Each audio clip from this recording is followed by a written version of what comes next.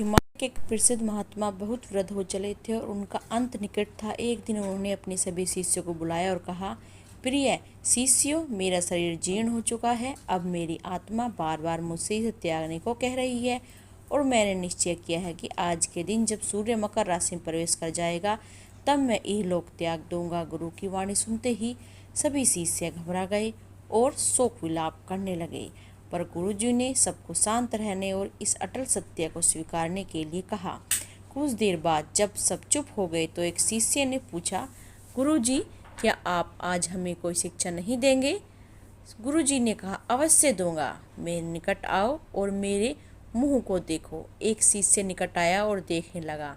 गुरुजी ने कहा, बताओ तुम्हें क्या दिखता है, जीभ या दांत? उसमें तो बस जीभ दिखाई दे रही है, एक शिष्य बोला।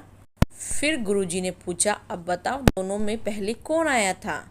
पहले तो जीभ आई थी, एक शिष्य बोला। अच्छा, दोनों में कठोर कौन था? गुरुजी ने पुनः एक प्रश्न किया। शिष्य ने कहा, जी कठोर तो दांत ही था। दांत जीभ से कम आयु और कठोर होते हुए भी वह सबसे पहले चला गया, पर विनम्र एवं संवेदनशील जीभ अभी भी जीवित है। शिष्यों, इस जग का यही नियम है, जो क्रूर है, कठोर है और जिसे ताकत का ज्ञान और घमंड है, उसका जल्द ही विनाश हो जाता है।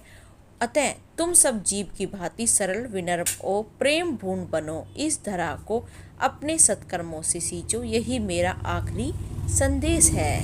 इसलिए सदा ही अच्छे सत्कर्म करना चाहिए, यही हमारे जीवन में काम आता है और जीवन चलाने के लिए हमें अच्छे कर्मों का ही फल मिलता है।